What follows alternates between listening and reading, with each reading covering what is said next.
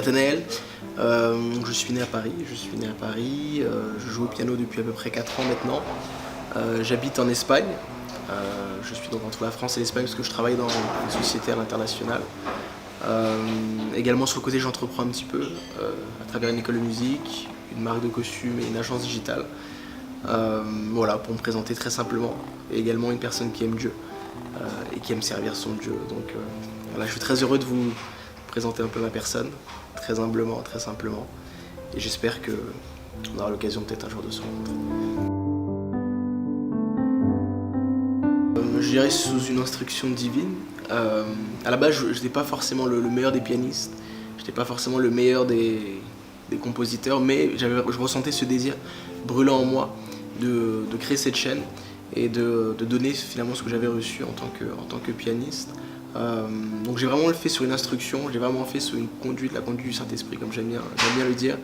Et aujourd'hui l'idée c'est vraiment à travers des mélodies, à travers des inspirations de toucher des personnes, d'aller finalement vers ces personnes-là, non pas avec une parole, non pas avec une écriture comme tu me posais dans la question, mais surtout avec une mélodie qui viendra finalement toucher, la relever, la restaurer.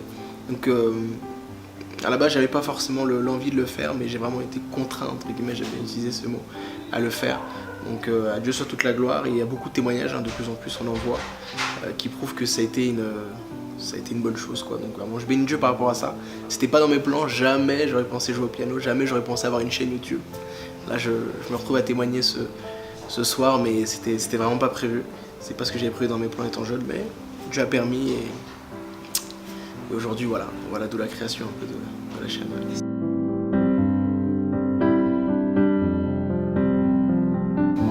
Non, je dirais pas vraiment de difficulté. Après, c'est clair que je publie donc une mélodie toutes les semaines.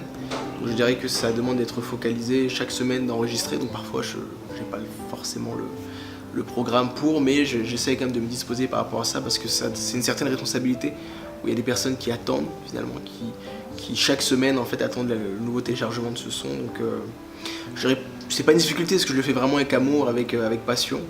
Mais c'est clair que parfois il y a des semaines où tu as une voix qui te dit non mais fais-le la semaine prochaine, laisse passer une semaine. Non, l'idée c'est que c'est publier une fois par semaine, c'est de ne pas s'arrêter. Et non, au contraire, je dirais pas d'opposition, pas de difficulté, mais plutôt des encouragements. Beaucoup de personnes qui me demandent de continuer, d'aller plus loin.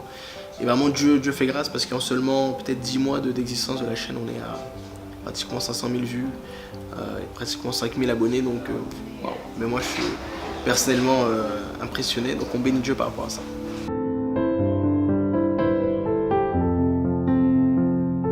Si je devais parler à une personne peut-être qui se sent un peu down, un peu faible, dans une période un peu difficile, parce qu'il y a beaucoup de témoignages comme ça de personnes qui ont besoin de se relever à travers ces mélodies-là. C'est vraiment au-delà de la mélodie, c'est essayer de chercher le cœur de Dieu à travers ces mélodies. Moi je suis juste un instrument, je suis pas Dieu, hein. Donc voilà, vraiment la priorité c'est mettre le focus sur Dieu, sur le Saint-Esprit, sur Jésus, à travers ces mélodies, que ça soit juste une plateforme qui leur permette de se connecter à lui de manière plus profonde. Donc ce que je pourrais dire c'est vraiment premièrement, pas se concentrer sur la mélodie mais se concentrer sur celui qui inspire la mélodie.